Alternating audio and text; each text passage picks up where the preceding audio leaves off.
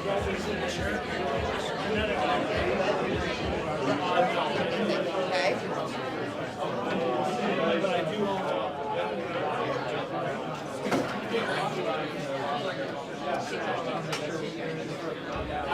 a kid, I used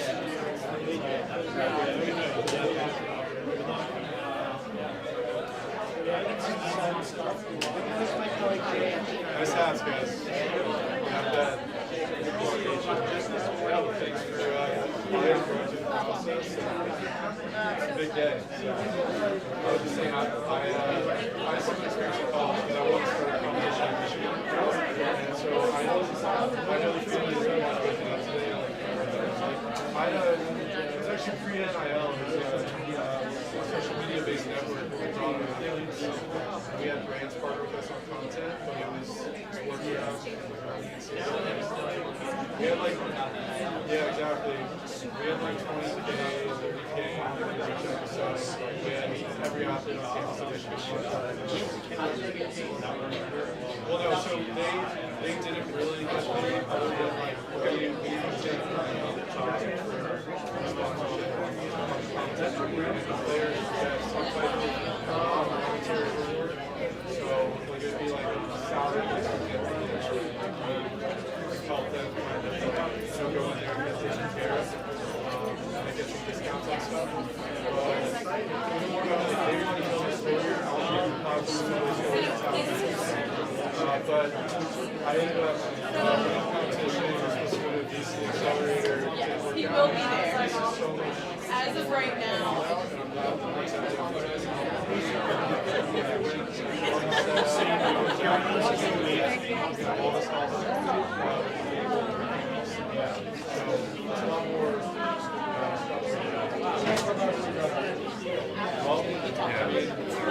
Hi, Sam. Can you hear me? I'm talking here from the Joy and Jerry Meyers Company. Yeah, I can hear you.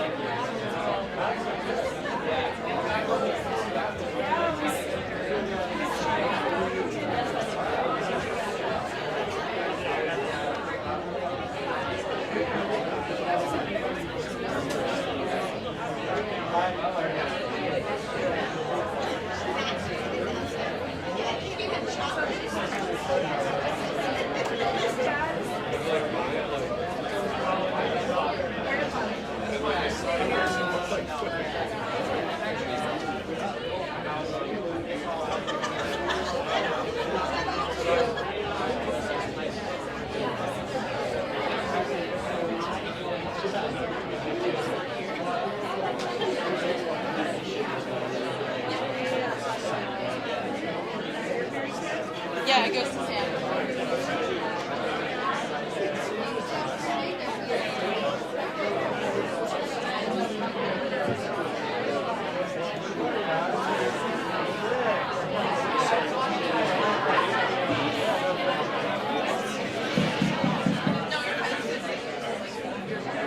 Okay, guys.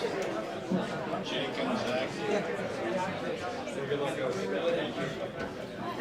Good afternoon. Good afternoon.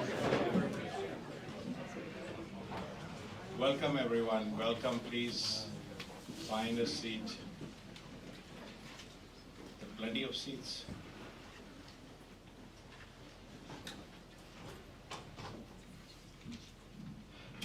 Welcome. Good afternoon. My name is Sanjay Sharma. I'm the Dean of the Grossman School of Business. I'm delighted to welcome you to the inaugural Joy and Jerry Meyers Cup final presentations. This business launch competition is the first of its kind in Vermont, challenging graduating seniors in undergraduate programs from across UVM campus to create a business idea and foster it through several checkpoints throughout the year.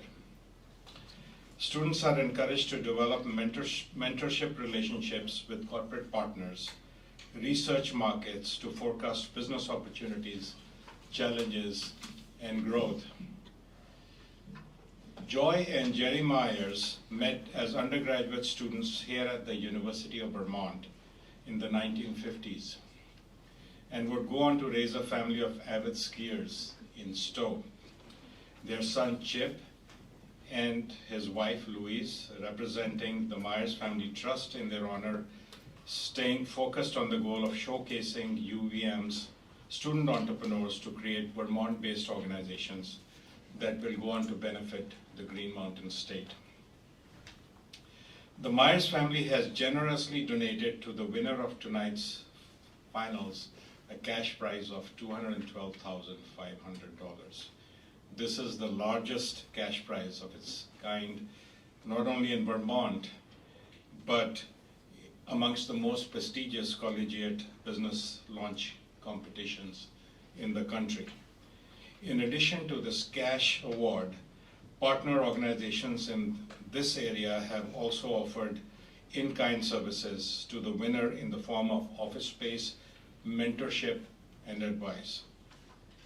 For many years, the Grossman School of Business has demonstrated our commitment to promoting entrepreneurial initiatives amongst our students. Student teams participate in national and international case competitions all around the world. We host a business pitch challenge. We host the Global Schlesinger Grossman Family Enterprise Case Competition. We've been doing it for 11 years, and over 300 competitors, coaches, judges, and organizers are here in the dead of winter every year for the last 11 years. And we have the internal case competition, the Dean's Cup, amongst many others. But this Joy and Jerry Meyers Cup Challenge is very unique because it awards students the capital and support that they need to transform all these ideas that they work on during the year into a reality. Before we get into the presentations this evening, I would like to take a moment to introduce our judges. Chip Meyers, the son of Joy and Jerry Meyers, and his wife, Louise Meyers, welcome. Chip and Louise's sons, Ben, Joe, and joining us virtually is Sam, and I don't know if you want to, oh, there he is. I thought he was, we could only hear it, but you see, welcome Sam. And Joy and Jerry's daughter, Sherry. Rounding out our panel of judges is Nicole Stera, business school graduate of 1991, general partner and co-founder of Boston Seed Capital. I also want to take a moment to thank our community partners for donating time and services to help create this competition. Thank you, Dincy Knapp Law Firm, Fresh Tracks Capital, Fuse Marketing, Gallagher Flynn and Company, Hula Co-working Campus, Vermont Center for Emerging Technologies, and Nicole Stera just offered that Boston Seed Capital will be happy to mentor and provide advice to the finalists as whenever they want to reach out to her. So thank you, Nicole, and all our community partners.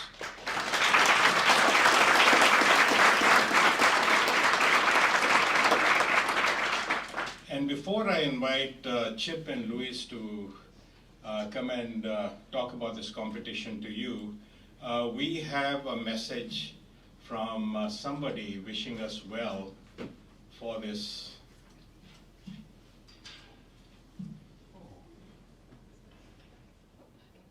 It didn't work? Back? I went too fast? Back. Oh, back. There we go. And let it off. And Hit forward one time. hit forward one time. Hold for a second. Oh. No. Well, we have One moment.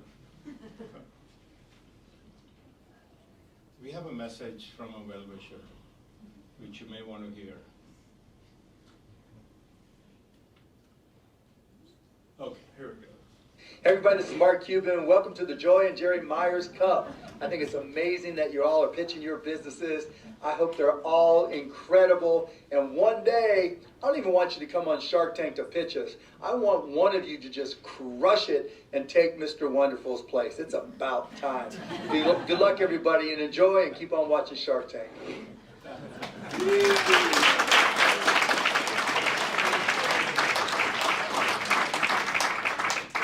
Thank you, Mark. Thank you, Myers family, and Nicole, and Chip and Louis. I invite you to come up and talk to the audience about the cup. Thank you.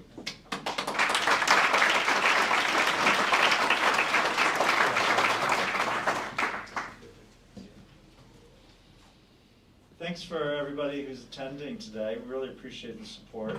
Actually, Mark Cuban, maybe he'll be a guest judge someday. Funny story, I've actually pitched him 25 years ago. So we've kind of kept in touch, and I actually thought of him as a future judge down the road for this, so that's interesting. So, you know, we established the Meyers Cup because my parents, as Dean had said, loved Vermont, and especially this university, because they met here over 70 years ago. They loved it so much. Some of my father's fraternity brothers are here, which is amazing. Dave Hirschberg, there you go, and others. And they're actually, when they passed away, they wanted to be buried in Stowe, Vermont. They're not from Vermont. My father's from the Bronx, my mother's from New Jersey. But they met here. My father started a business, and my mother was a social worker. So that's why we kind of established this with an entrepreneurial social impact bent. That's kind of the basis for it, to kind of combine both of them in the essence of this.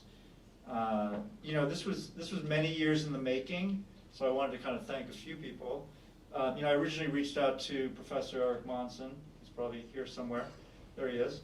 Sorry. He thought I was a quack for sending him an email out of the blue.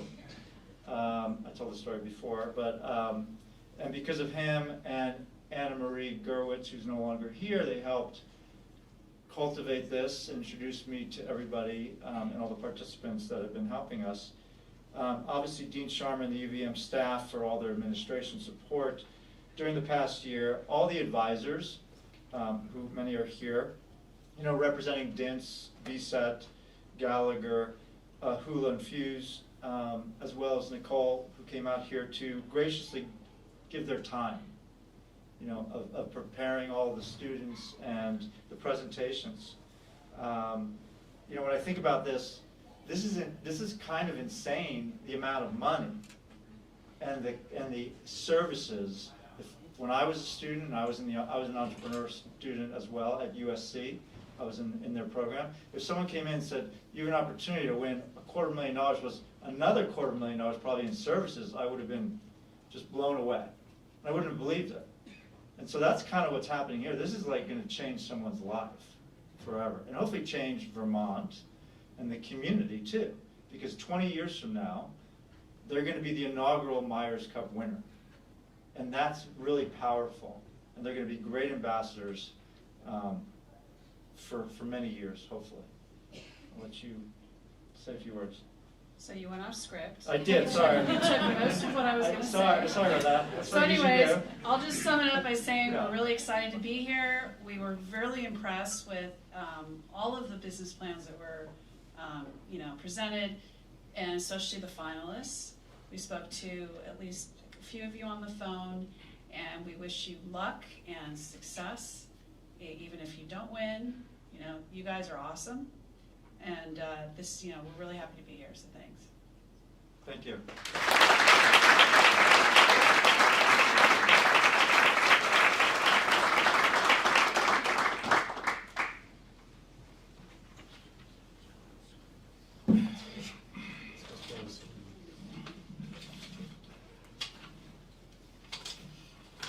And so now I would like to call up our Stephen Grossman Endowed Chair of Entrepreneurship, Associate Professor Eric Monson, to introduce our competitors and kick off the competition.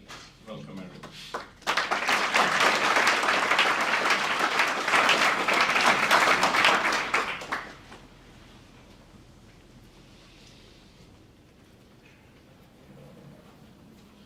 Good evening. In addition to thanking the Meyers family, our community partners without whom this wouldn't have been possible, and as well as the UVM staff who are here today and who are making such a beautiful event, I want to thank, as a professor, I want to thank our students. I want to thank those students who had the perseverance and persistence to go through all of the steps of this year-long Meyers Cup process. I also want to thank all the students who are not here tonight, but who are supporting the UVM entrepreneurial ecosystem. Tonight, in their presentations, the students will mention a number of organizations, including the UVM Entrepreneurship Club, the UVM Annual Business Pitch Competition, the Catamount Innovation Fund, and the Academic Research Commercialization, or ARC program. If people have questions about these, ask me in the networking session after the event, because right now the focus is on the Meyers Cup students and the Meyers family. So without any further ado, I would like to welcome, but wait, one last thing, a few rules for tonight, just so that the teams know the rules of the game, but for the people in the audience, each of the teams has up to 15 minutes to present. I will be showing 5-minute, 2-minute, and 1-minute warnings. Afterwards, you have 5 minutes for questions from the Meyers family, but if they want more time, they'll get it because they're funding the event. But we need to stick to the schedule because there is an evening dinner afterwards we have to get to on time. And then so 15 minutes to present, 5 minutes for Q&A. And without any further ado, I would like to welcome our first team, Painting with Purpose, to the front of the room. Let's give them a round of applause.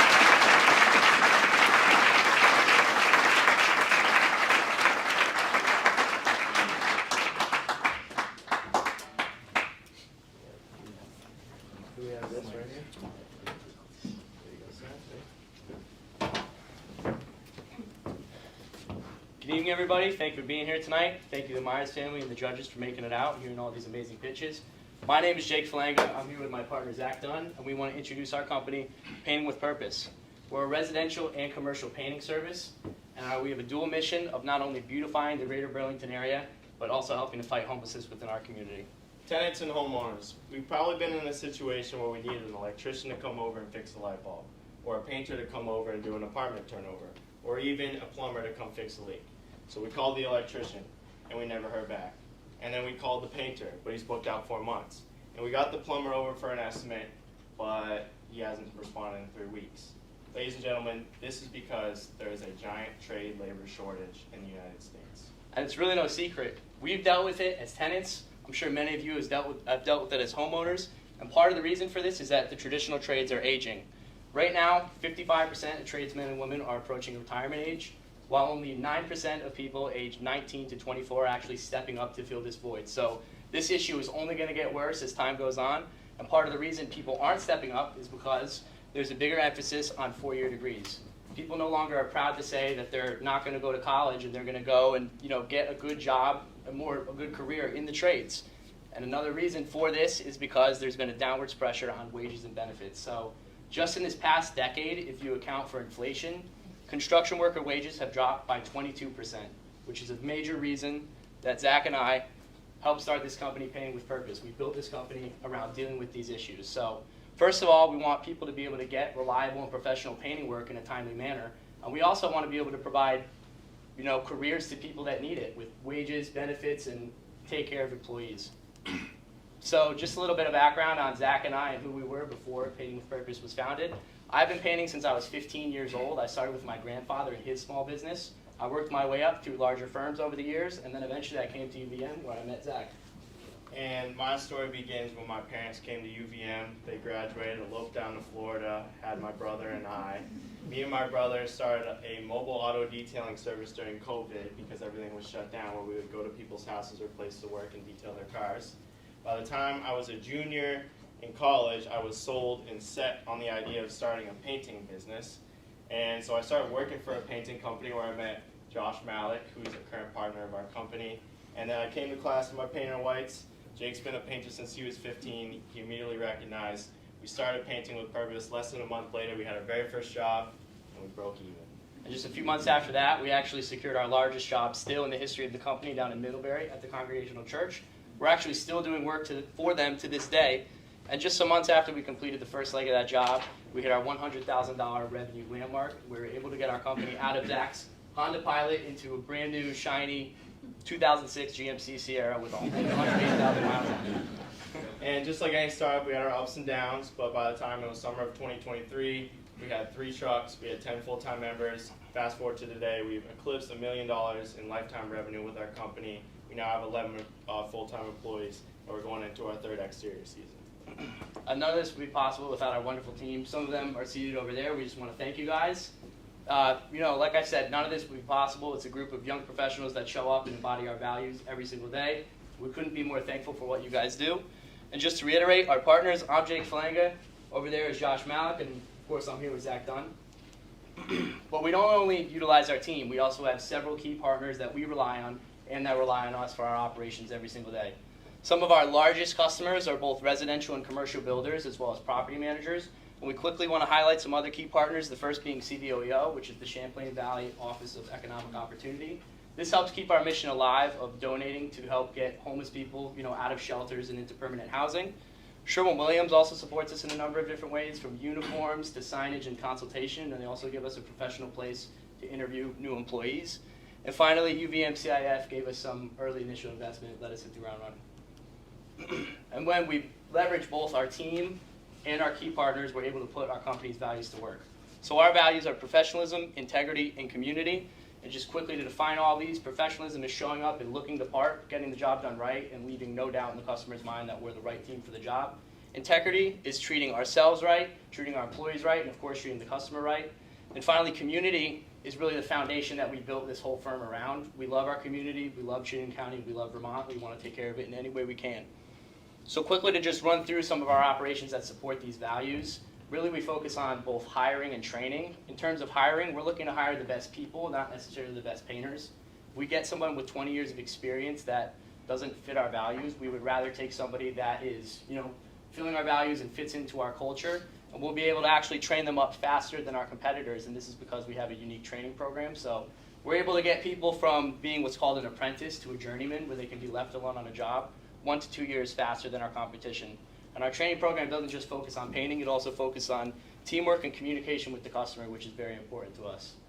In terms of integrity, really, it all centers around delivering quality work. We challenge any of you to go online after this presentation and try to find a review of ours that's less than 5 stars across any platform. I promise you, you will not find one. And we also, on top of treating the customer right, we treat our employees well. We released a benefits package last year that has both life insurance and short and long-term disability, which we're looking to expand. And additionally, we pay higher than the industry average for wages because we want to retain these employees. In terms of community, like we said, we donate to help fight homelessness. We donate to CVOEO, and we also have a very diverse crew from many different backgrounds, and we're willing to give anyone a shot, like we said, if they embody our values. And finally, something we're excited to announce is that we're starting our youth summer program. This is going to be for the youth of Chittenden County to teach them not only a valuable trade, but also our values. And we want them to grow up and bring that into the workforce, whether they end up in painting or not. And these values have really contributed towards positive financial trends.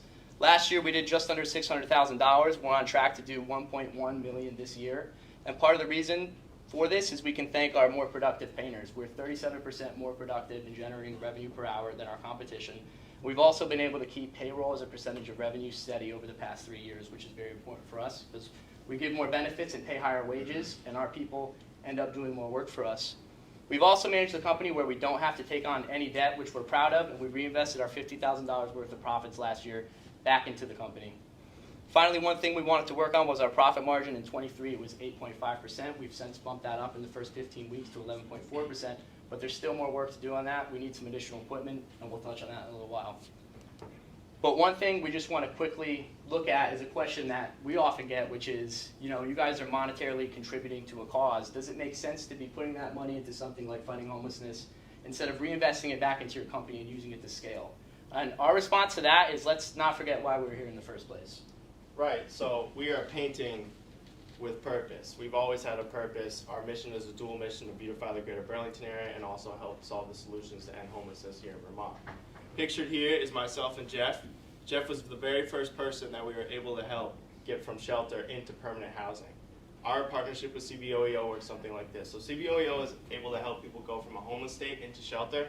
Painting with Purpose helps these people get from shelter into permanent housing through first month's rent, security deposit, and utility payment assistance. So we've done a great job at completing the first and second segment of this impact loop, but the long-term goal is to not only help these people get into permanent housing, but help them find a long-term career at Painting with Purpose. Thus, they're able to work for an employer that has aligned values with them, creating more revenue, more profits, and more donations for our cause, this would be a positive feedback loop. And this is mutually beneficial for us. We need more labor because there's plenty to paint within our service area. Right now, there's 150,000 commercial and residential buildings. We serve 4 of the 14 counties in Vermont, and that takes up about 50% of the total population. And with the $600,000 we did last year, we were able to take up 1.2% market share of the entire state. This number is only growing. It's growing right now, and we want to grow it even faster by using your support to help us scale. So pictured here is a 3-year scaling plan. This would be 3 years worth of profits that we're putting back into our company. With investment, we would be able to get this done this year. So we identified 3 different stages with a bottleneck in each stage. And to introduce stage 1, the bottleneck is really company vehicles. Right now we have 3 trucks, but it's not enough. We have people going to jobs in personal vehicles, and not only is it a major liability for our company and also a hit in our professionalism, we're running with, a reduced efficiency because we have people that can't fit all the ladders and can't fit all the tools, and now they're running back and forth on the clock, not getting work done and not generating revenue for the company. So we would be allocating $120,000 worth of the winnings to a fleet of 3 Ford Transits. That would include insurance, all of our decals and ladder racks on it. This leads into stage 2. The bottleneck then becomes commercial space. We're running this company out of a residential space right now, and with 10 people and 3 trucks, we're at the max. We're suffering from reduced efficiency again, a lack of professionalism, and we're going to need more parking, especially if we get more trucks, which we plan on doing. So we would be allocating $36,000 worth of the winnings into getting us into a commercial space for 1 year. And it's not going to be a space that can just support us right now. It's going to be a space that Painting with Purpose can grow into. We want to sign a long-term lease, and we want to find a permanent home for Painting with Purpose with this funds. Once we get into stage 3, the issue then becomes management roles. Right now, Zach, Josh, and I as the owners have worn every single hat, whether it's sales, whether it's estimating, whether it's painting, training, we've done it all. We suffer from a lack of specialization. One thing that Zach does a little bit more than Josh and I is go on estimates, and Zach, I'd like to explain why this would help you. Right, so the Meyers Cup, you guys are helping out with accounting and financial and legal assistance, which is very helpful, but we need a professional paint estimator, and we want to take somebody on our team with the experience they have in painting and turn them into an estimator. 40 to 60% of my week is spent doing estimating and scheduling.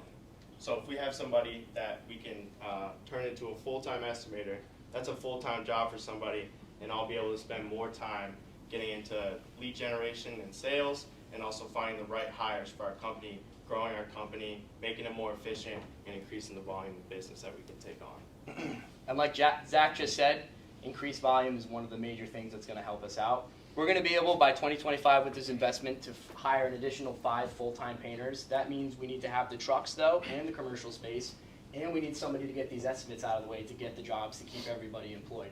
So between that, if we get all of that done, we're going to be able to complete 50% more jobs. And like we're showing here, it's going to be an additional $580,000 of marginal revenue that we'll be able to bring in with investment. And by the end of 2025 with this investment, we should be doing just below $2 million worth of revenue. But increased volume and increased margins aren't the only thing that really help us. If Painting with Purpose is to win this money, the community wins. So the first thing that we kind of touched on was the painting labor shortage, and many people have to wait. We have a list of 30 people waiting for an estimate right now. We can't even do another exterior job until the summer of 2026. So there's people out there that absolutely need this work to get done, and they can't get it done. And right now, unfortunately, we have to tell people that they have to wait 2 years. So we want to be able to help alleviate this shortage. It's very important to people for the houses to look good. And there's other issues like lead abatement and things that have to be done. Additionally, we want to create job security for more people. We want to create 5 more, not just jobs, but 5 more careers at Painting with Purpose. That means fair wages, that means benefits, and it means a place where somebody can have a career and support a family without having to go through a 4-year degree program and spend a bunch of money. Finally, and really what sits closest to our hearts, is finding more housing for people who are homeless. So through our donations to CVOEO, we've been able to get 8 people into permanent housing. And we think by the end of 2025 with this investment, we're going to be able to double our lifetime sales to CVOEO. And that means another 8 people whose lives we get to change, bring them back into the economy, and hopefully the goal is to get them eventually a career at Painting with Purpose. So to sum everything up, we've never been more ready for investment. We need this right now. There's a lot of roadblocks in our way that we're going to have to take time to reinvest in. And this investment is basically going to be turnkey for us. We're going to get this money, and we're going to be immediately available to make changes, not just to our company, but also to the community. And we feel we're special because we're out here, we're making money, we're generating revenue, making profits, and we're making a difference for the community. So thank you guys all so much for coming. Thank you to the judges and obviously to the Meyers family. Thank you to Professor Felipe Massa as well as Professor Rocky Lee DeWitt. Thank you, Dr. Mr. Eric Munson. And Yeah, thank you to my family for being here, our wonderful crew. We have clients in the crowd, we have our suppliers in the crowd. Paul Dragon, the president of CBOEO is here. Thank you for coming. And thank you to the Grossman School of Business and the Myers family. This is a life-changing event, and I'm just happy to be here. yeah, So, we'll take any questions right now, but before you do that, take your phones out, call 802-PAINTER today for a free estimate. Thank you guys so much.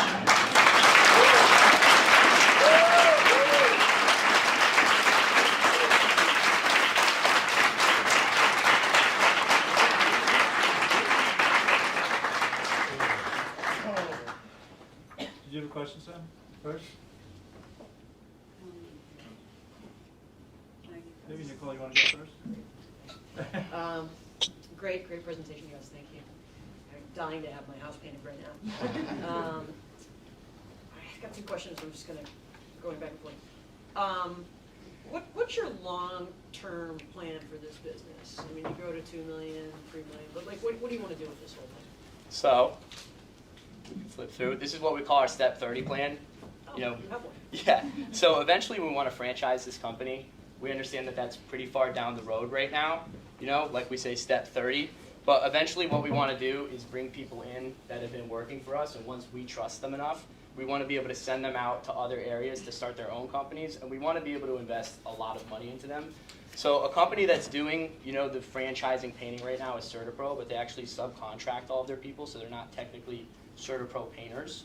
We want to be able to invest in people to get a shop and to get trucks and to get people already on their payroll so they can start at scale instead of starting with 1 or 2 people. So that would kind of be the franchising plan that we have right now. Right. First step is just mastering our processes in-house so they can be duplicatable, and then we feel like we can get into a expansion mode through franchises. I can ask one. Go ahead. So realistically, how are you guys going to cut into this market share and start to get more business? Then also, if you do get this investment, what's the timeline on these new jobs? Are you going to be able to move it up from 2026? So if someone wants another job, it's like 2025, 2024, like, how does that work? Yeah, I mean, so the number that we showed is pretty accurate, 50% more jobs, that's 50% more volume, but it's also 50% more people that can get jobs done. So we'll be able to have more jobs running at once, which means we can push up the schedule and get more estimates done and just, you know, get things moving through faster and a faster turnover. I have a question. How or why do you think your painters are more productive than the average painter? So the market share of total painting revenue is around 50 million in Vermont, and there's 590 total painters in Vermont, and we did $600,000 in revenue. So our market share is 1.2%, and our labor share is 0.73%. So the gap and difference in that is around 37%, and we could look at that as people are either more likely to pay more for our services or more productive, maybe a combination of the two. There might be other factors at play, but for the amount of guys that we have, we shouldn't be making as much money as we actually are making. It's likely a combination of the two. I guess what I'm asking is, why do you think they're more productive? What is it about your team versus Well, I other think painters? it has to do with training for us. We kind of touched on this earlier, but our training program isn't just teaching people to paint, and it also goes to hiring as well. We want people that fill our values, and we don't just train them to paint. We train them to interact with customers. We train them, you know, if you're going into someone's house, you ask if you should take your shoes off. There's things that a lot of companies don't do that we do outside of just painting, and we do beautiful work, but there's more to just painting than just doing beautiful work. It's the whole experience that you have with the people that you're contracting with, and we think that's where we really stand out. Of course, we do better work than all the other companies out there as well, but there's you know, two sides to it. We also started doing morning meetings every Monday, and every morning meeting ends with a slide that says communication is key, because communication is how you align expectations, it's how you figure out the exact scope, And that communication is verbal, but it's also physical. So everybody has a job report and they know where they left off, or they know what they have to do when they get to the job and what supplies we're using. Everything is very organized. It's just about how can we automate that process. So what's your retention rate? I don't know our retention rate, but we've never had an employee quit. We've only had to fire people. We give people shots. No, yeah. When we talk about giving everybody a shot, it's a good thing, but at the same time, when you give people chances, sometimes, you know, they're not worth it. So if we give you a shot, you don't fit in with our culture, we can't keep you around no matter how productive you are. So we do get rid of people if they aren't fit for us. Time for one more question. I can ask something. So I know you mentioned. Can you guys hear me? Yeah. Yes, okay, did you have a question, Sam? Go. Yeah, if I can talk, I can't tell how well you guys can hear me. Hello, everybody. Great speech, by the way. You guys obviously know what you're talking about and have been in this business. My question is on the product itself, and I ask that because you guys can have fast growth and get new people painting their houses, but how long does the paint last, and what's the timeline on them coming back to get the second coat? Usually it's around 10 years that well, exterior and interior are different. First of all, for exterior, you're pretty much looking at 10 years. It depends on what you have to prep. If we're doing lead abatement, it should last longer. If you're just painting with latex paint over other latex paint, around 10 years. And it really varies on what products you use as well. We use Sherwin-Williams products, specifically duration for exterior, and that lasts anywhere from 10 to 15 years. And, you know, is it the south wall, the east wall? Then, you know, there's a lot of factors at play. Joe? Yeah, so in terms of the social impact side of things, I know you said there were 8 successful cases so far of converting people from shelters to homes. And I know you said first month rent, security deposit, and then potentially in the future having like them go into a future career with you guys. So I guess my question is, has there been 100% retention rate of those people that are converted to a real home since? And what's the criteria for, you know, when you go to these shelters, are you interviewing them based on certain criteria to get into those homes? Are you looking for those that may want a career in painting specifically, or what's the process there? So that's a good question. We're not the ones that are vetting these folks to see if they are ready for permanent housing or not. We leave that up to CVOEO and the company or the nonprofit that owns the shelter. And I was there yesterday, actually, and I met a guy who had done construction in the past, and we're going to have an interview set up later on, I think maybe 2 weeks from now. Well, like Jake said, we're willing to give anybody a shot. Like, we'd love to see somebody cut a line, and if they don't know how to paint, we're going to teach them how to do it midway, so then we're able to see how quickly can they learn and adapt from it. So, I don't know if that answers your question. Yeah, then I guess, do they need to have a potential career with you guys? Like, could someone not be interested in you know, being a part of your company and still get the opportunity? Yes, sir. Yes, sir. CVOEO gets to choose really who gets to, you know, take advantage of the benefits that we've been providing. So we don't get to meet those people before the donations go in. Just had one quick question. So you guys were given $2,000. What did you do with it? You want to talk?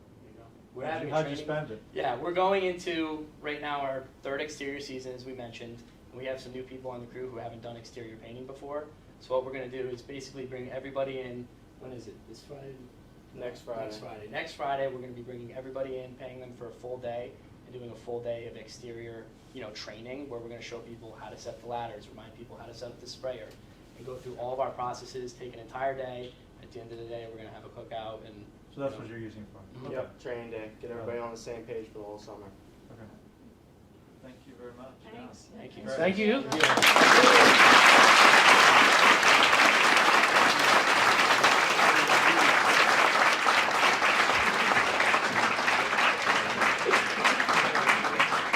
And next, I have the honor to invite So up to the front of the room.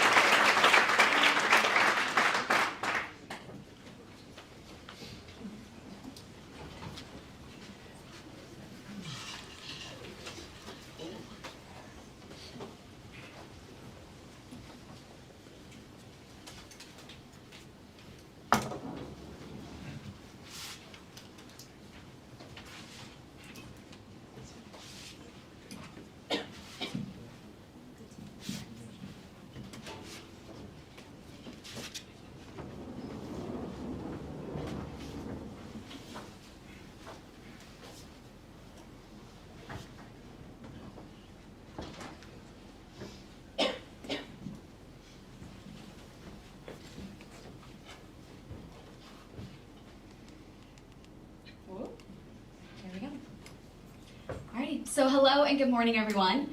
We are Sew Up, a company working to strengthen the fabric of Vermont, one stitch at a time. Before we get started today, we wanted to introduce ourselves and share a little bit about our background and what brought us here today.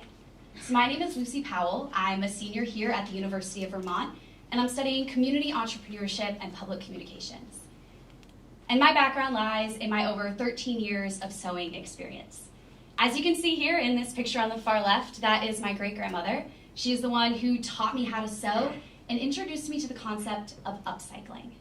Upcycling is when you take old garments that would traditionally be thrown out or discarded, and you repurpose them into something new and wearable. Fast forward to 2011, you can see this kind of okay picture of me when I was younger with the very first thing I ever upcycled. It was a t-shirt that I stole from my dad, and I made this really cute peplum look out of it, and I immediately fell in love with sewing.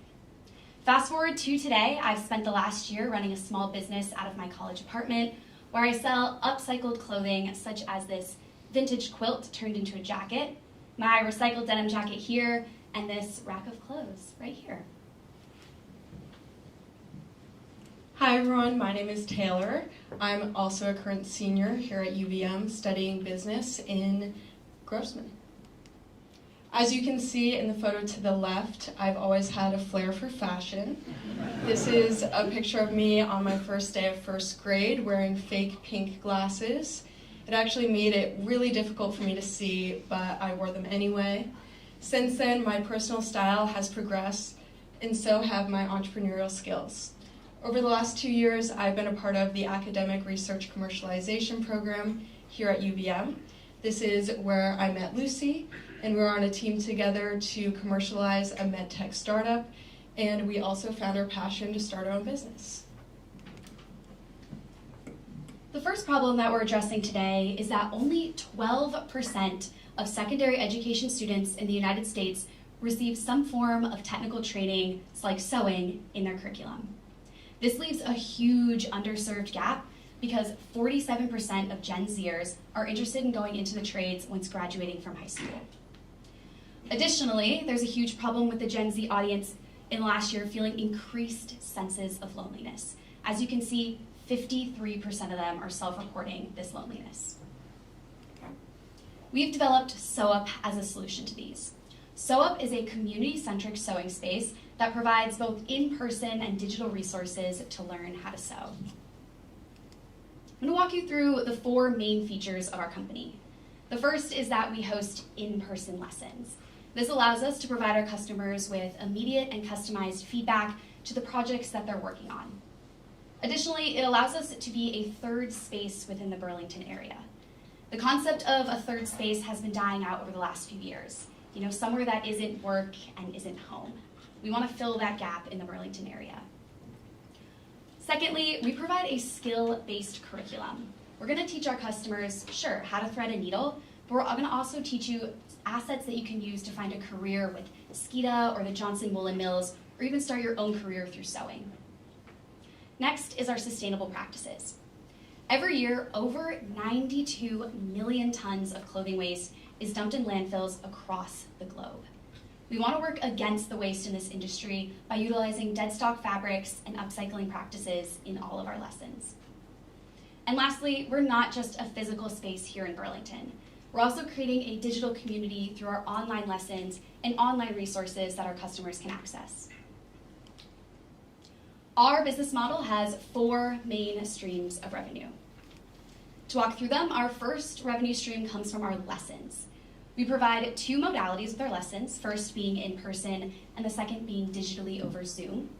For both of these modalities, folks can either purchase a singular lesson or they can purchase a package of multiple lessons. Our second stream of revenue comes from our workshop membership. This allows customers to still access our space and practice their skills when they're not in a lesson. It additionally allows the community to come together and share on their projects that they're working on. And you can see we have a different scale of prices based on the hours that our customers would be interested in receiving. And then our last 2 streams of revenue come from our e-commerce site. The first stream of revenue on the e-commerce site is a digital library of resources. These resources are going to be pre-recorded videos, as well as patterns that our customers can access so that they can refine their technical sewing skills. And then we're also going to have a digital storefront of upcycled clothes. This is similar to the small business I've been running out of my college apartment, and it would look kind of like the clothes that we have here today on display. Now I'd like to direct the judges to the folders that Lucy provided you at the beginning of the pitch. In the folders, you can see there is an example lesson of how to make an origami bag, which looks something like this. These written instructions will be paired with in-person instructions from one of the instructors that would be teaching everyone how to sew. Currently, we are in contact with a realtor in Burlington for a 10,000 square foot unit. This would be a place where we could host in-person lessons and store equipment and supplies, and would look something like this. Now getting into the more nitty-gritty aspects of our business, we predict that our early adopters will be Gen Zers, and our serviceable obtainable market will be Gen Zers residing in Burlington. We chose Gen Zers as our early adopters because over the last month we have conducted interviews and distributed a survey with over 100 responses and found that 78% of Gen Zers are interested or highly interested in the lessons that Sew Up has to offer. However, they find barriers to receiving these lessons currently due to time constraints, it being costly, and not feeling invited in the environment. These are our financial projections for 1 year after launch. As you can see, without the Meyers Cup fund, we would be breaking even at month 12. And with the funding at month 12, we would have a profit of over $200,000. We plan to expand within the next 5 years in many different ways. Firstly, we want to expand Sew Up to other cities in the United States. We also want to expand our customer segments. Like I mentioned before, we predict that our early adopters will be Gen Zers. However, we also predict that Sew Up's lessons will attract more customer segments, such as hobbyists and vocational learners, retirees who are looking for community, and parents who are looking for an after-school or summer program to get their kids involved in. Lastly, we want to expand our digital community to connect people across the country. When looking at our competitor landscape, we identified 3 local competitors. But Sew Up still stands out against them first in our pricing structure. By offering a variety of membership availabilities, we're able to be more accessible to a wider audience of people in Burlington. Next, by providing a skill-based curriculum, we're the only option here in Burlington that goes beyond just the basic how to sew.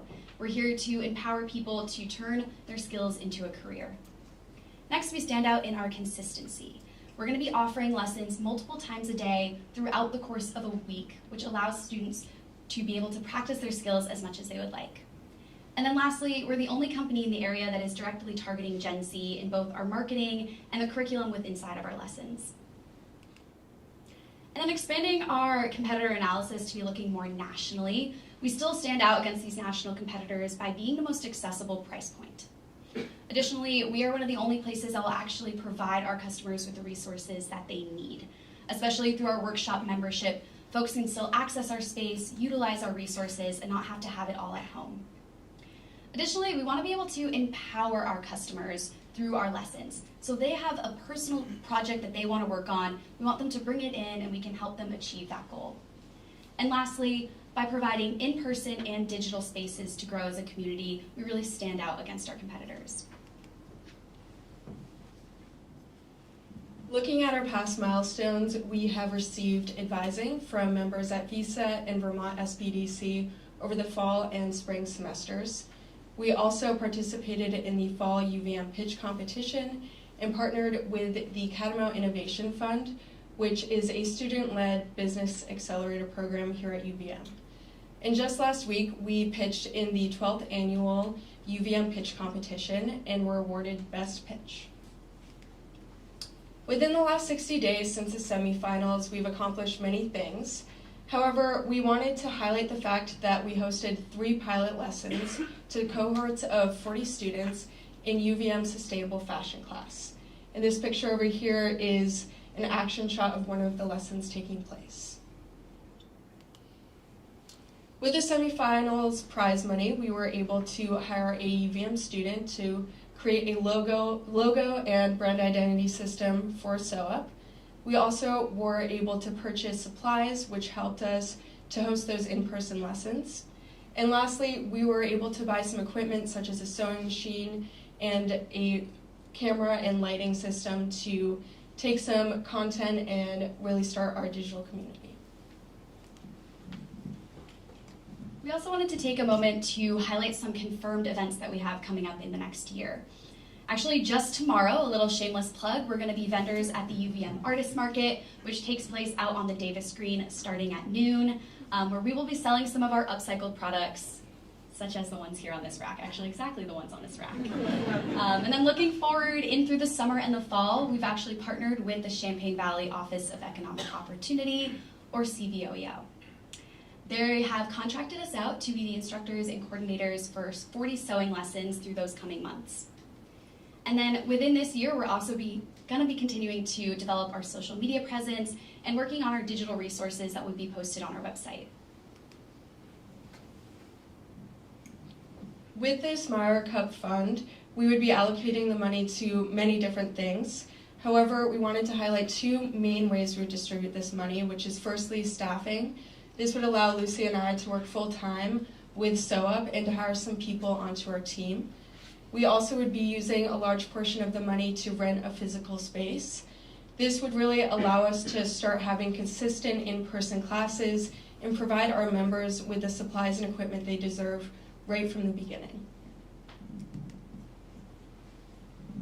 And then lastly here, we have a more detailed timeline and roadmap of the next year and a half. We wanted to point out, though, a few of our milestones. By the end of this coming fall, we will have launched our first set of in-person lessons in partnership with CVOEO, and we're also going to be coming back and teaching with the Sustainable Fashion class here at UVM. As the winter rolls around, we're hoping to secure an in-person place where we can rent and teach our lessons through there. And then as the winter holiday season rolls around, we're planning to be vendors at a lot of the local artist markets here in Burlington and the greater Chittenden County. And then lastly, we wanted to highlight that in a year, we plan to launch the SewUp Scholarship Fund. This fund takes a portion of all membership purchases and sets it aside so that it can be allocated to underserved community members so that they can have access to our lessons and our community. We thank you so much for listening today, and we would be honored to be selected as the first annual winners of the Joy and Jerry Meyers Cup. We greatly appreciate being given this opportunity, and we thank everyone for coming out here today.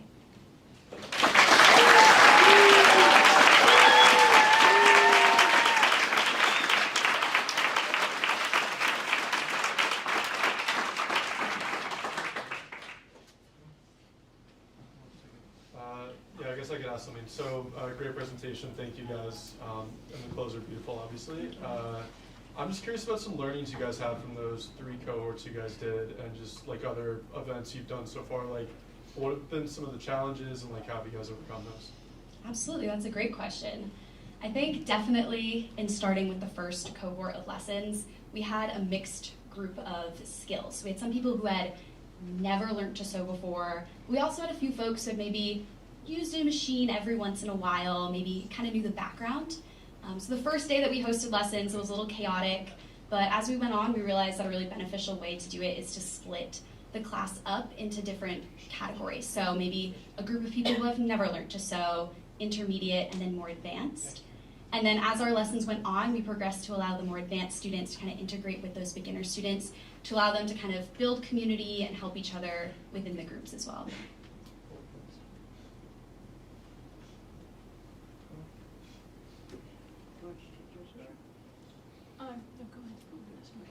Guys, great presentation. Thank you very much, and congratulations on your progress. That is a really thorough description of your business. As you think about your future revenue, or you said a $200,000 profit, is that what you said? That's a fair bit of profit on businesses like this. So, is that mostly generated from the sale of your own line, or is that mostly generated from the monthly subscription fees for your space? Yeah, that is a great question, thank you. We're predicting kind of similar to a gym membership model where most of our revenue will be coming from those repurchasement of the memberships. They are monthly memberships, I apologize, I don't think I mentioned that. And we think that for right now, the e-commerce site with the clothing won't be able to grow as quickly as the membership model.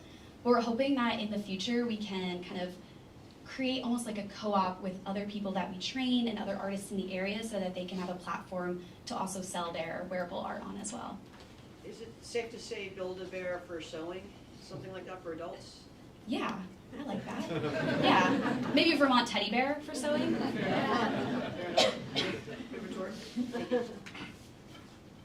You had mentioned you need a, did you mention you need a 10,000 square foot warehouse also, in addition to office space, theoretically?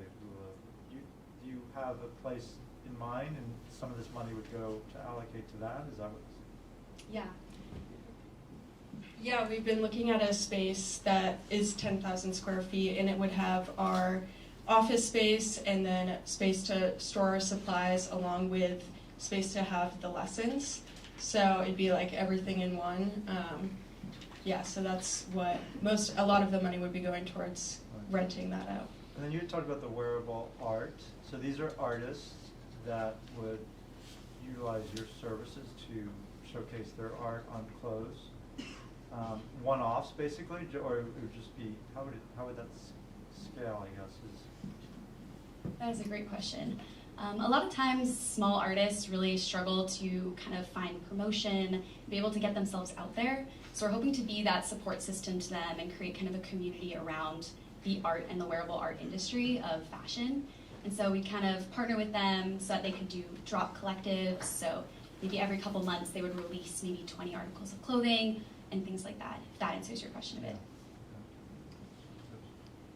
Joe? Sam, do you have anything? Yeah, I can go. Great job. Obviously, everyone said that, so that's awesome. My question's on social and any content that you guys have done in the past. What has worked, and do you plan on doing partnerships with athletes, fashion people, anyone that you can kind of shine a light on the stuff that you do, especially with the 10,000 square foot warehouse? I feel like content would kind of be natural for that. Absolutely, and you're definitely right. A lot of our content would come from promoting the classes we're hosting, maybe promoting like success stories and people sharing how they've grown as a sewer and an artist through our lessons. We also host or plan to have a lot of sneak peeks of what our digital resources will be on our social medias like Instagram and TikTok to kind of get people thinking about, oh, like I could make this, and oh, this is where I would purchase the resources from. So we really want to get people thinking and create a conversation around sustainable fashion through our social media marketing. And we found that what works best a lot of times is really showcasing people's stories and really kind of pulling on the heartstrings, because putting a face to a company definitely makes people a little bit more invested and excited to learn about it. I wanted to go back to what Chip asked, just to clarify. So the office space that you guys are envisioning is having the office space in the warehouse, not in the warehouse separate from Hula. We're imagining the warehouse to be more of just like a unit, a space, a room to host these lessons. And then I think a lot of our office work will be done at Hula if we were to be granted the prize, yeah. I have a question. Again, great job. I guess mine is more on customer validation or the actual need. You said you conducted interviews, about 100 of them, and 78% were interested in lessons, and you said your revenue model is a membership every month. So once somebody is done with their lessons, what is the reason that they would maintain their membership? Or would you be constantly recruiting for new customers? That's a great question. We would hope, and we're planning, that customers will repurchase their membership as the months will go on. And we're hoping that they maybe start out with just a lesson or two 1 month, and then the next month they're like, wow, this was really fun, I learned a lot, I was able to repair a lot of clothes and also save myself a lot of money by not having to throw out clothes and completely buy new ones. So each month we are planning on having new customers as well as reoccurring customers. I also think with the workshop membership, it'll allow people who have already taken lessons to use the space and create more of their own work, just so they don't have to go out and buy themselves a sewing machine and all the supplies. So that might keep people coming in more often than they would. Just to follow on that question, to get to that 200,000 magic mark, about how many customers, give or take, is that? Do you know? That is about 515 memberships 515 purchased. memberships. And that includes people repurchasing memberships. So your membership includes the sewing machines Mhm. and all the Yes. material they would need. Yes. So they don't have to go, even like the fabric. Yes. So our fabric, we have really low costs with our supplies because we're utilizing dead stock fabric, which is fabric that large fashion companies don't end up selling or don't end up sending to market, and normally it would just get incinerated or sent to landfills. But there are companies that take it and distribute it out to smaller companies like us, and it's actually a lot cheaper than normal fabric. This is one of the biggest reasons why we're able to have more affordable membership costs within our purchases, yeah. I just have one last question. So, is there any like famous sewers? Like, is Kim Kardashian a sewer? Like that you guys could like get to be part of this and like explode it, you know, and like, I don't know. Yeah, there is a huge sewing community, especially with upcycling within the Gen Z generation, especially on Instagram and TikTok. This is something that really inspired me to kind of create this idea with Taylor, was that there are these few celebrities who know how to sew, they're really passionate about it, and so many people see this and they're like, I want to know how to do that, but they have no idea where to get the resources from. So we want to be that kind of avenue for them to see that what these people are doing is something they can also achieve. Can I ask one question too? I'm just curious about like the customer acquisition too, and it's obviously like a very specific thing, especially for a guy like me. Like I would never go out and like, you know, search for a sewing a workshop or something like that, but like I could be interested to fix my clothes or like something like that. So how have you guys been going about getting new customers here? And then what's the plan with all the money, if you do win, to go, you know, expand and get as many customers as possible? Yeah, we, to kind of answer the first part of the question, we conducted a lot of market research so far, and your point is something we found a lot. A lot of people are like, I maybe would like this, but a lot of lessons aren't tailored to something I'm interested in.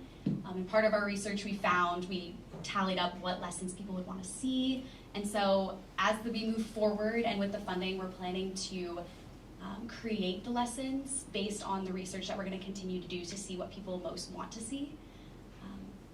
I believe that answers the first part of your question. What was the second part? Yeah, just like with the money, like how are you going to go explode this out and like get as many customers as possible? Have you guys thought about that plan, and you know, with 3 years, 5 years, etc.?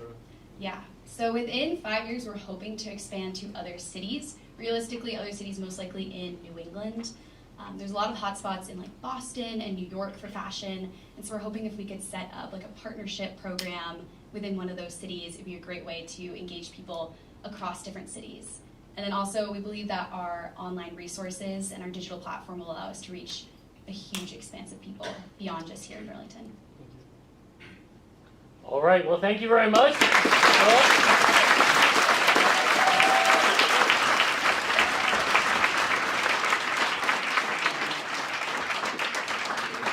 I would like to invite our third and final presenter of the night, Sklova, to the front of the room.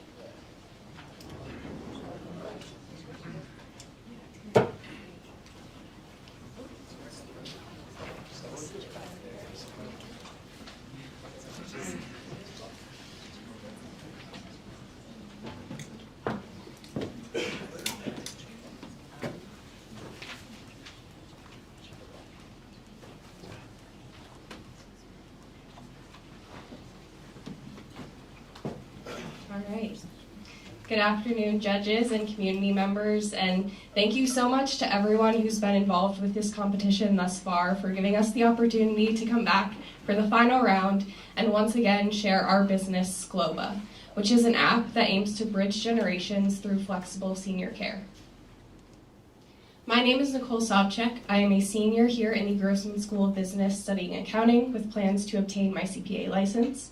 and I am joined virtually today by my business partner and sister, Michaela Sobchak, who graduated from UVM in 2022 with a degree in nursing, has several years of experience in caregiving as well as geriatric nursing, and is currently pursuing a Master's of Science in Management at the University of Notre Dame.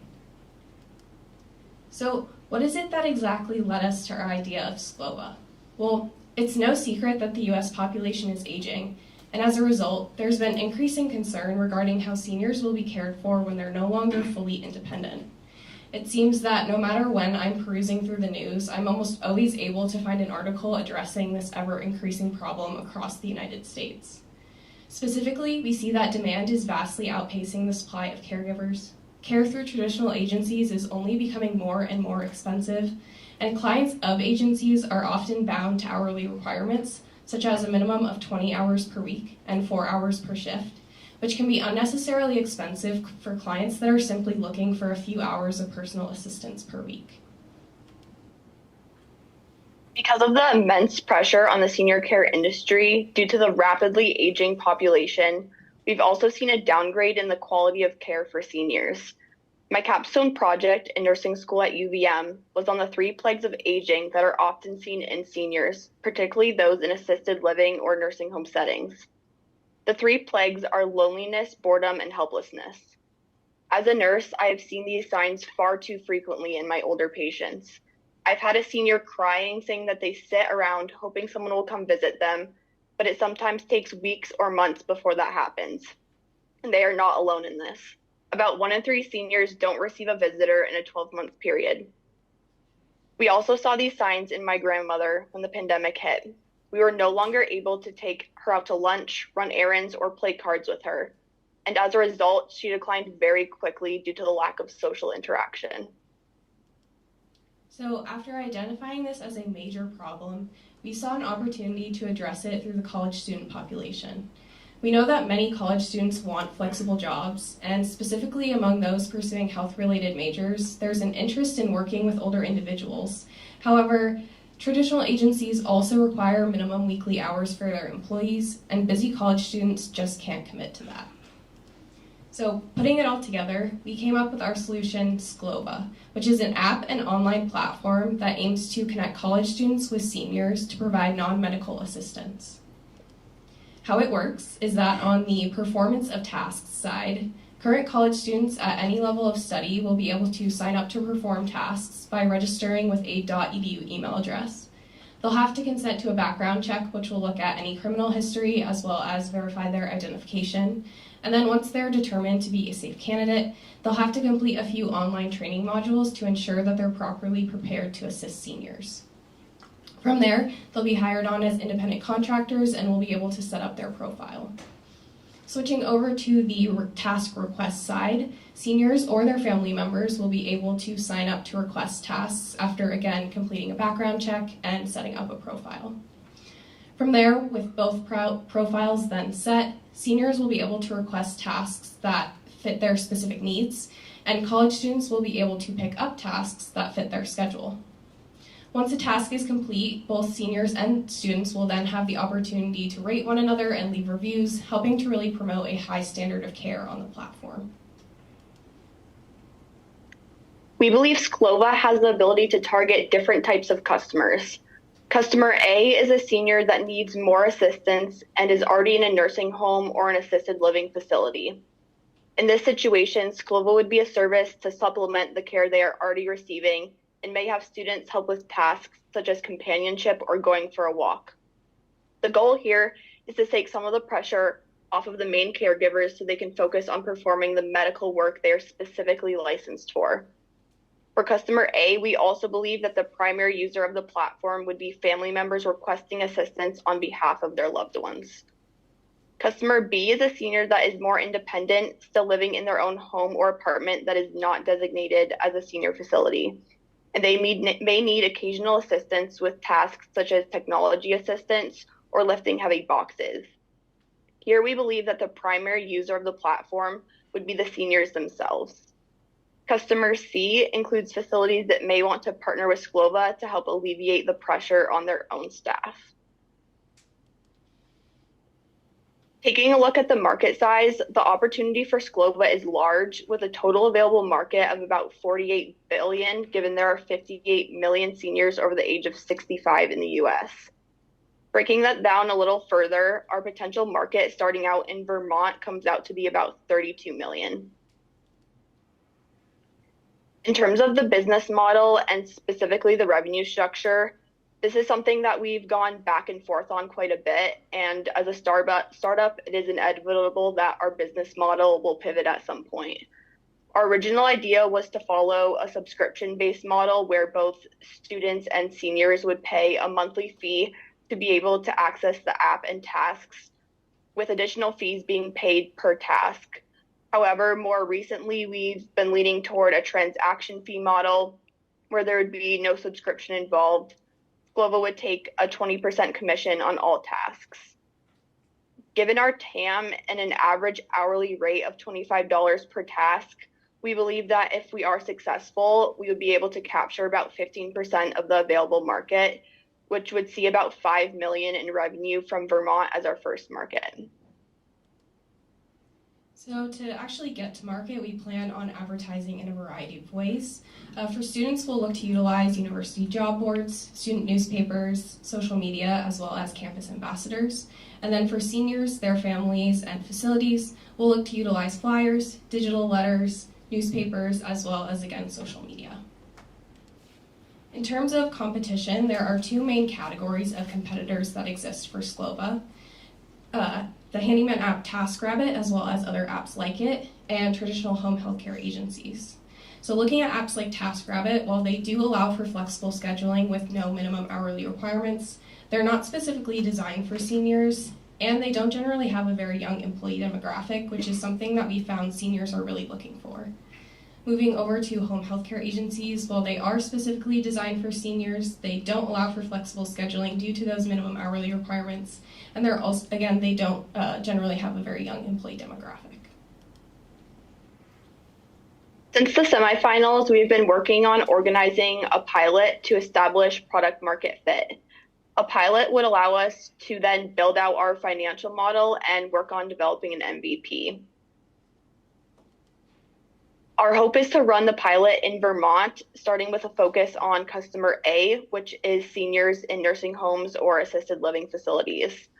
Nicole and I would be acting as the app, manually pairing students with seniors, and the tasks would be free for seniors, with students being compensated with the semifinal funding we received. We have an outline of a letter that could go out to UVM students and seniors in the greater Burlington area, and we've also created a checker profile which allows us to run the necessary background checks.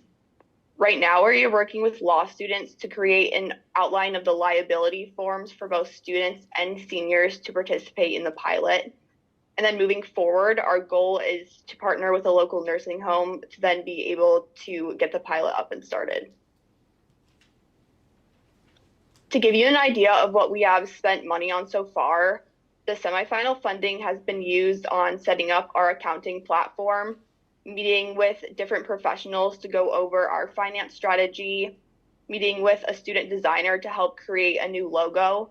And then, as I just mentioned, we are reserving some of the funding to be used for compensating students that participate in the pilot. And then looking into the future, since neither Nicole nor I have a technical background, our plan for future funding is to bring on additional team members to help build out the platform. So to wrap up, I'd just like to touch on the impact potential for Sclova in Vermont. We both grew up in Vermont with our grandparents very close by, and we saw firsthand the effect that a lack of companionship can have on older individuals. As we mentioned previously, our grandmother declined very rapidly during COVID due to a lack of social interaction. So with Sclova, we aim to prioritize care for individuals throughout the state, create a community that values and cares for its older members, and most of all, foster a positive social environment and connection between generations, which we feel is being lost now more than ever. In closing, thank you again for the opportunity to be part of this competition. It's been an amazing experience, and thank you for allowing us to share our vision for a solution to such a major problem. We're ready to answer any questions that you may have.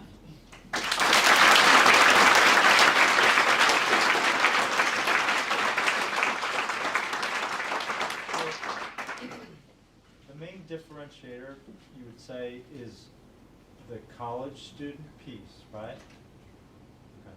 So, I mean, how do you vet the college students completely?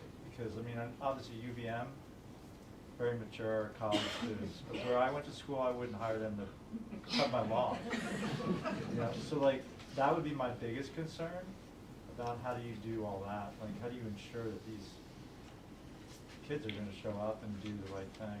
Yeah, that's a great question. So obviously we have the background check component, which is really important for looking at that. But then we're also looking into having students provide references so that we can get an idea of their background and confirm that they are a reliable student. So whether that be professors, other people in the community that know them. Yeah, and I mean, just on top of that, it's like, what is the insurance cost, liability for, I mean, you can't even rent a car until you're 25. Yeah, so the point of hiring on students, they'll be hired on as independent contractors, which means that the primary liability would fall on them, and they'd most likely be covered either under their own liability insurance policy or their parents' sort of umbrella liability insurance, but the company will obviously still be protecting itself with a general liability insurance policy. And also, just to go off of that, our plan is to start with companionship, walking assistance, technology assistance, and then to expand to the driving, because our first focus is establishing product market fit. After we establish that, that's when we can move forward into what you would call more risky tasks. And then we've looked into the liability insurance on that, and it looks to be around $5,000, $6,000. That's because we would be, again, what Nicole said, bringing them on as independent contractors. So I have a question. So are you, the two of you, going to be doing this full time, part time? You're out of state. You're here. So just trying to understand that. Yes, that's a great question. Yeah, I could. You want to go ahead? Do you want me to take it? Sure. Yeah. So our goal is to bring on additional help, software help. Nicole and I do not have a background in that. So yes, this would be considered a part-time venture on our parts. Collectively as a team, once we bring more people on, it would definitely be full-time hours. Nicole and I really believe that we need to have corporate experiences to bring those skills, those transferable skills to Sclova. There's only so much you can learn in the classroom. So we really value our corporate experiences that will come, Nicole being a CPA, me in the medical field. Can I just dig a little bit on that? So that, is there some point in time where you guys are both full-time, and if that event comes to be, what roles would you guys have? Yeah, so I'm only in school for another year. I'll be continuing on to the MAC program here at UVM, and during that time we'll be looking to really build out the platform, which is when we won't necessarily even be able to be on full-time because we don't have a technical background. Looking forward, I'd probably be more of the CFO role, with Michaela being the CEO. And would Michaela join full-time at that point? Yes. What was that? Sorry, I couldn't hear that question. Whether you'd be joining full-time or once we get out into the building of the platform. Yes, definitely bringing on more hours once we start building out the platform is a part of the plan for sure. And then to follow up on some of the stuff that my dad was talking about too, what happens when somebody has been helping through the app, but then they graduate from college? Are they no longer allowed to use it? Are you guys thinking about potentially expanding this past so that maybe if one of the caregivers is really getting along with one of the customers, will you allow that to go on? Yeah, absolutely. So our focus right now is only having it be college students. Michaela can kind of get into the reasoning for that once I'm finished answering my part of the question. But we recognize that continuity is a big thing for seniors. They don't want to be seeing someone new every time that they need care. So that's definitely something that we would consider once we see how the connections are built. Do you want to? And then for your, definitely. For your question on why we're focusing on college students, there's two reasons for this. One is the mentorship opportunity that it allows between both parties. When I was a caregiver, I would always get comments from my seniors that they loved how they were equally helping me as I was helping them. That's a really special bond that can be created. The second reason is that college students have different motivations than a full-time caregiver or someone who's doing this as their job outside of college. College students want to prove themselves, they want to build up their resumes and make some extra cash while in college, whereas the full-time caregiver is doing this as their job and they need to provide for themselves and their families. And oftentimes that salary is not enough to do that.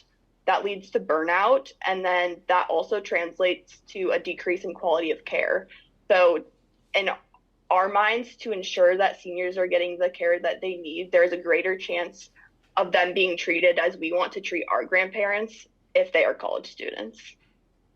Okay, thanks. And then just a follow-up too, just to go to the seniors, how will we make sure that, or how will you guys make sure that the seniors are able to leave these reviews and actually use the phone and the app and the website? That seems like something that would be a part of like a training potentially or something once they first joined, but how are you guys going to ensure they're actually going to be like able to use this platform?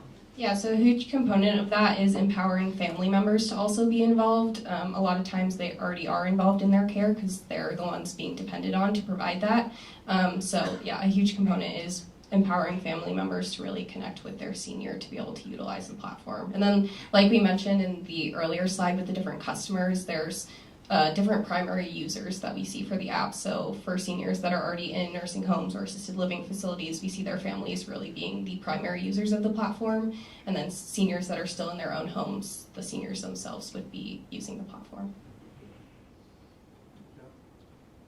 Sam, do you have anything? I'm just curious, what would stop the senior and the student going off the app?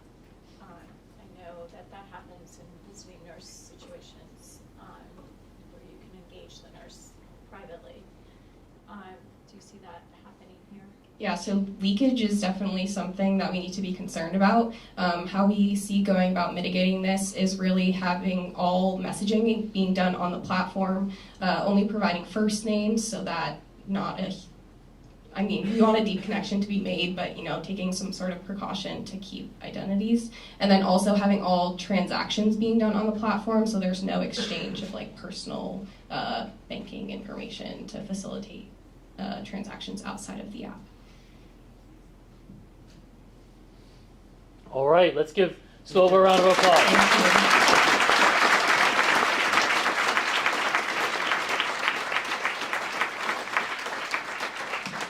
All right, our three finalists have presented, and shortly our judges will go off to a secret location to deliberate. But before they do, Sanjay, do you have any parting words for the judges, or the audience, or the teams? No. I think it's time for the judges to deliberate. All right, judges. Secret lair, wherever they're going. So Sarah will bring you to your secret lair. In the meantime, the rest of you, there will be a reception out in the atrium area. So please, I welcome you to network, to chat, to talk to the presenters, and to enjoy the beverages in the hallway. Thank you very much.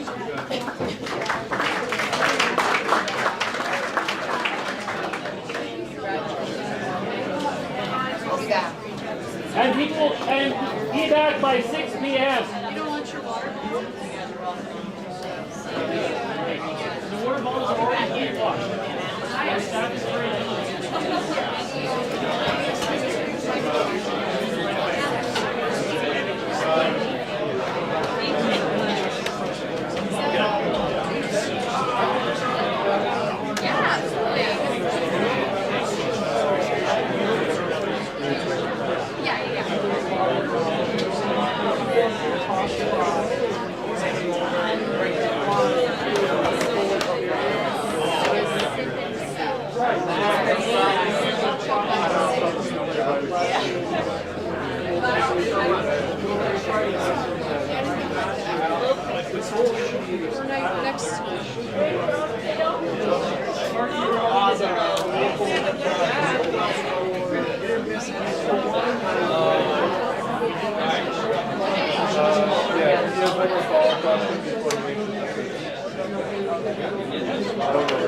Yeah. Yeah, our lessons are not here to be like your grandma or something fitness. We do want to like things that actually understand the idea behind it. So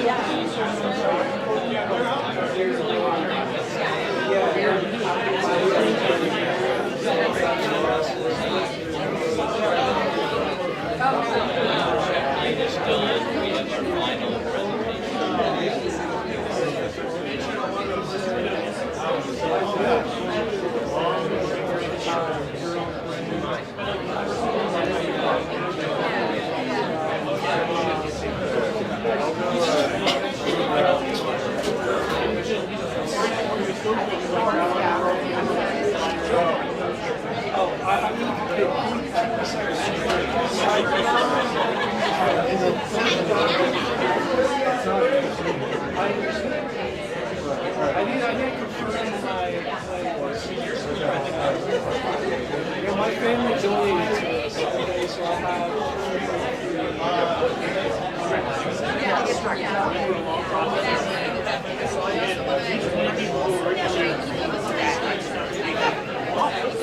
I do think it would be amazing if it's like a run.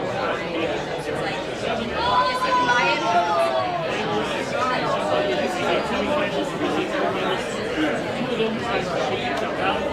Yeah, of course, thank you. Let's get the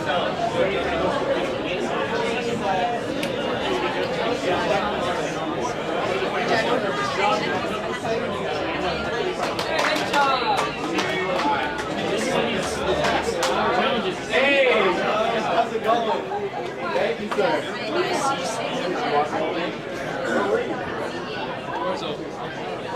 Hold on.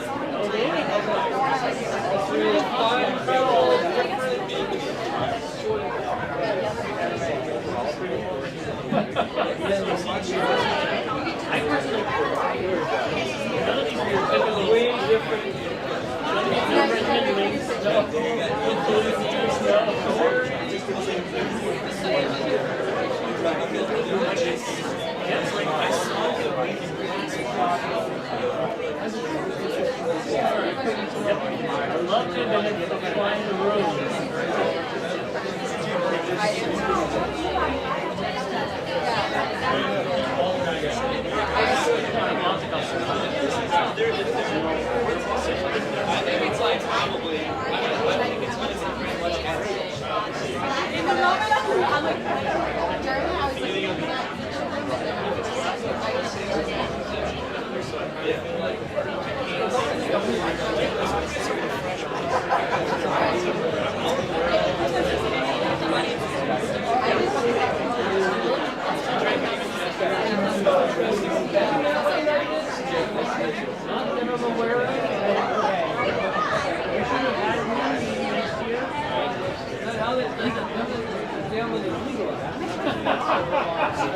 Didn't write it before.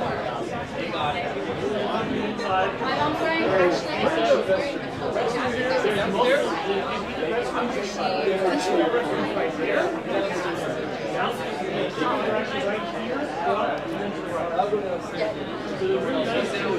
The bathrooms are right here to the right.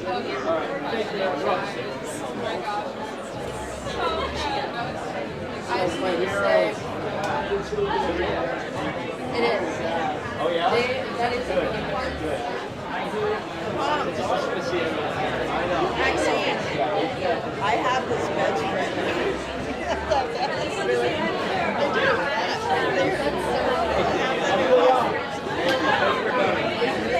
Maybe it's there. It's not at home anymore. I mean, look like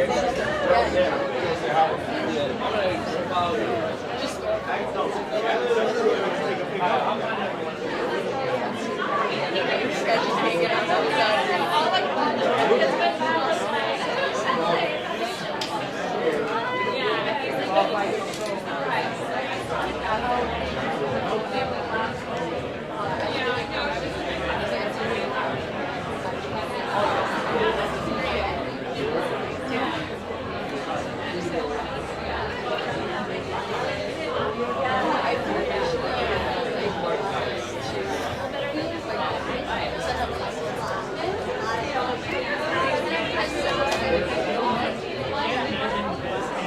Yeah, that's like, I mean, the jacket is yeah, I know. Well, there was, yeah, I know.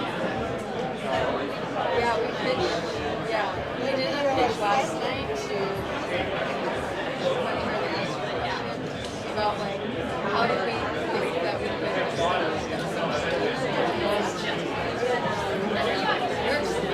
and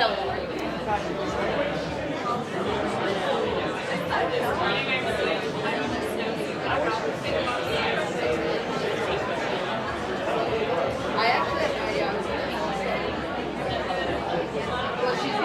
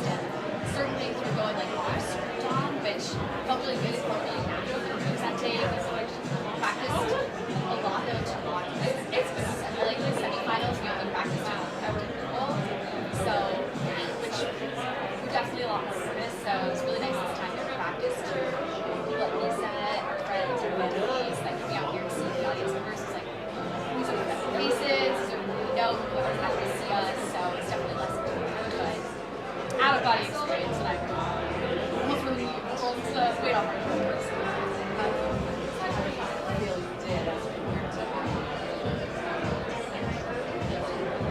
Yeah, absolutely. We started this process back in the summer. Taylor and I had worked together and we heard about the Meyers Cup and talked about what it is to do. We were like, you know what? This is just such an insane opportunity that we should do. And our goal was to pitch at the semifinals, so we've been getting to speak here today and have the opportunity to really expand our business the last 6 days. It's such an insane opportunity. And it's opened the doors about what happens today. We're going to continue to think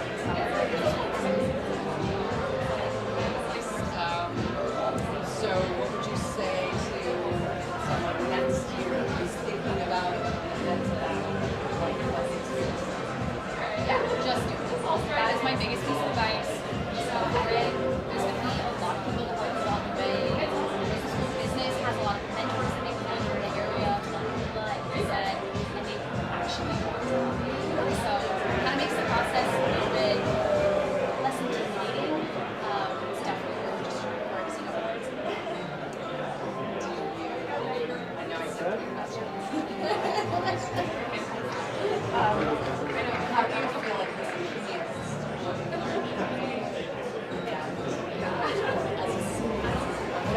Yeah.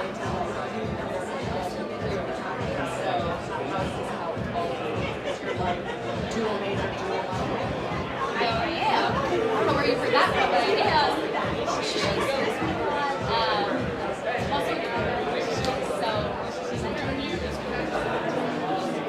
But I feel like Meyers Cup has just been a I'm not a traditional business student. I'm a college background in life sciences and community development and applied economics department. So it was just absolutely amazing to finally get to use some resources that I thought that's my day to just practice. And also to it too. You know, it's not just a class project, it's something that you actually impact people and have full impact. So yeah, it's really gratifying to see people taking me off and it's really showcased like, oh, I've actually learned a lot. Thank you. Thank you. Your name is Red. Oh. Yeah, I'm in Kate class actually, but I'm running.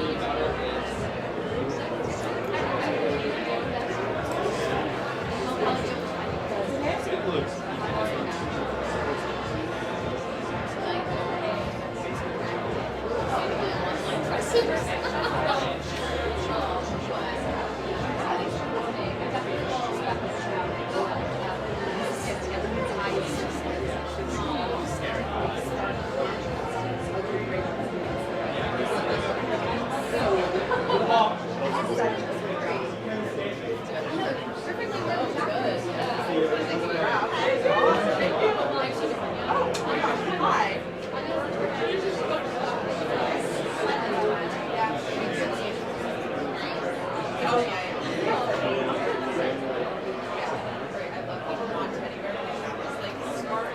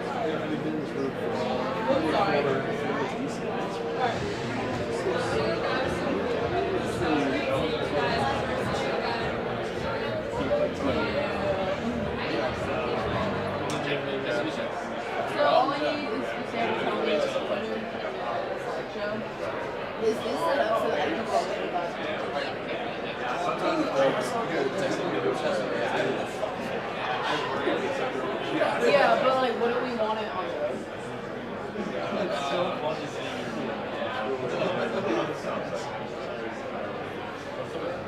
I mean, I guess we could just have to really and then this would be it. I can just unplug it. Yeah, I would just unplug it for a minute. No, because it's a direct feed. You can't like hide a screen, so I don't think.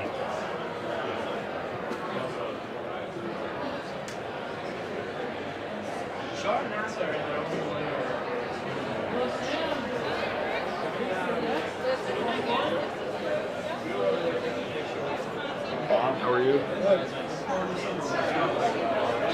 Wait, is it up there? No. Go there. Oh, don't.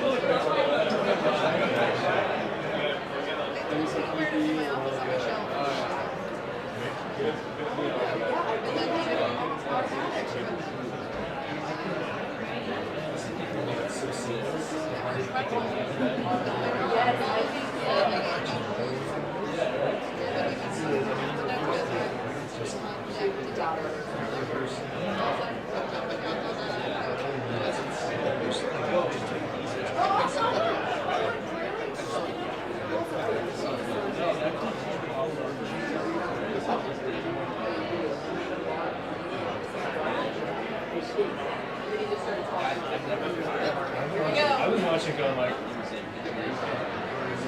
and then I'm thinking, and someone went to against the judges in this game back, and then we have our first judge hit, oh my god, what have we done?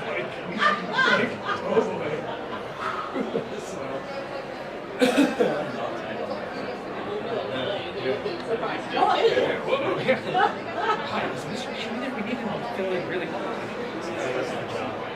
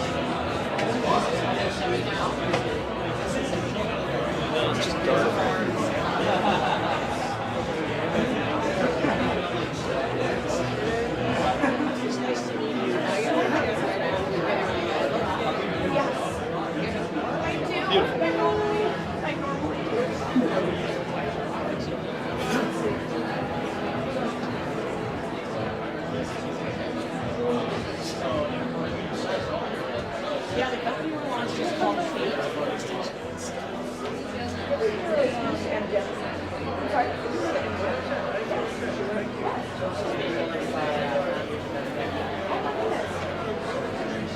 I would love to. Okay, I'll keep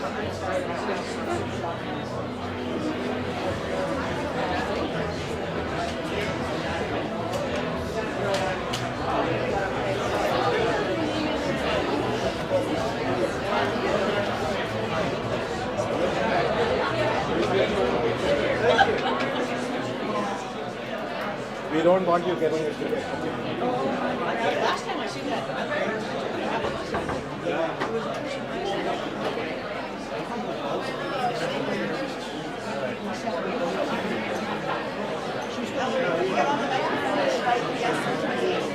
Okay, 1 second. Thank you. Sorry. I'm not Just went into the bathroom last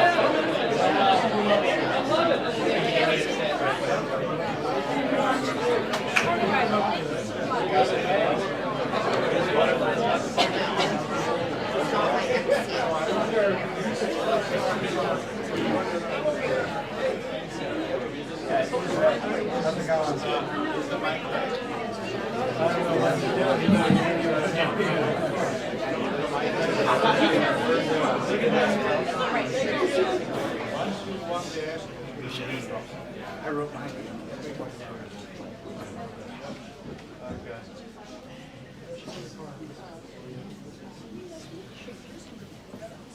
You want to go? Yeah.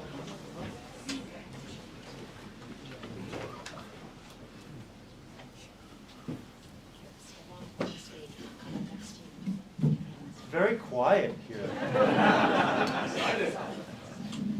Wow.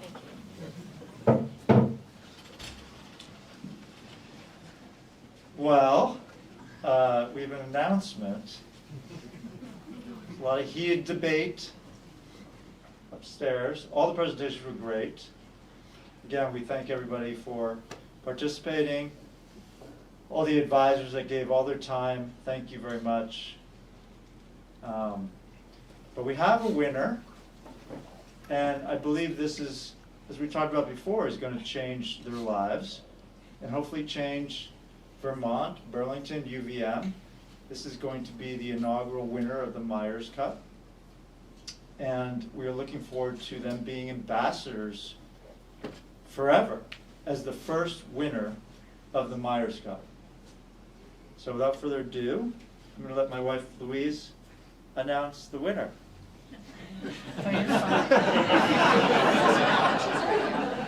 Do you want to turn around? When she says. Yeah, so the winner of the first Joy and Jerry Meyers Cup is Painting with Purpose.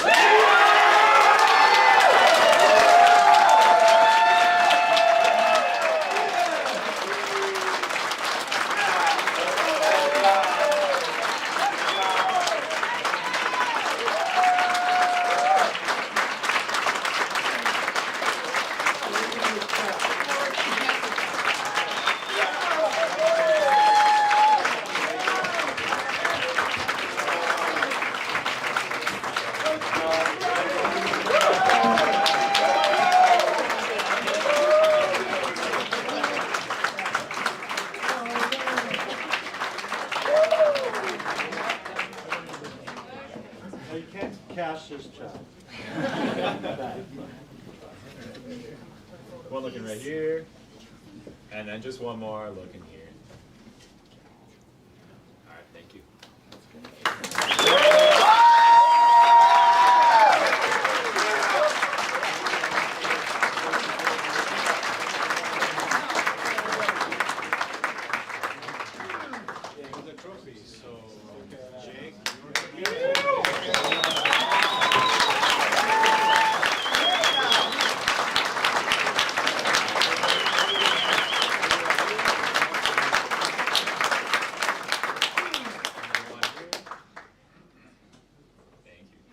Thank you, everyone. Thank you.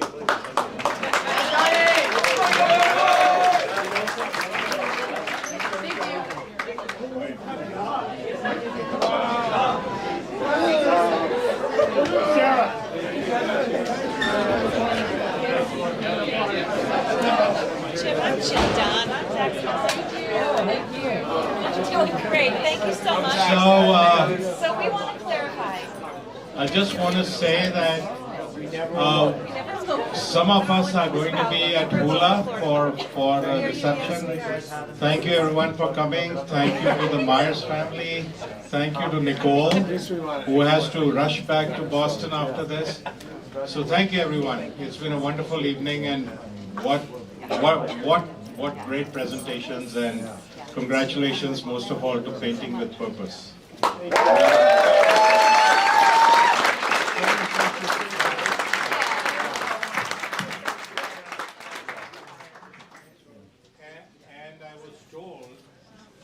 I was told that Zach's parents did not elope to Florida.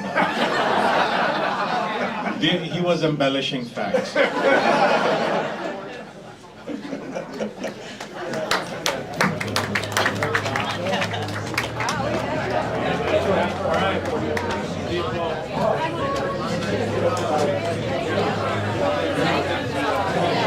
I got my confetti. I had to get it. Thanks for doing this. I hope it's fun for y'all. Great job.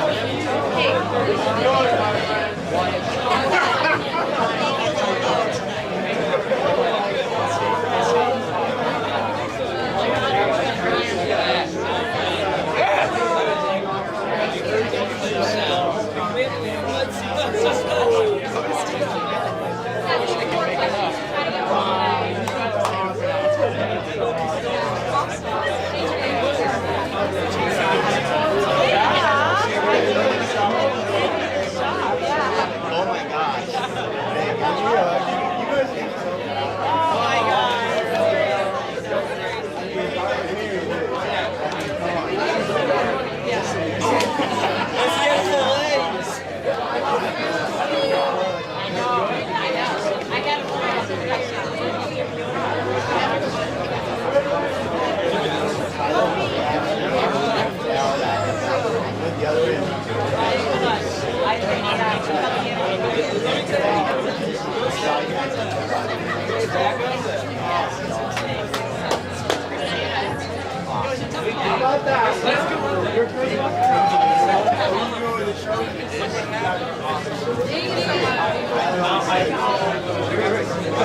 Let's go.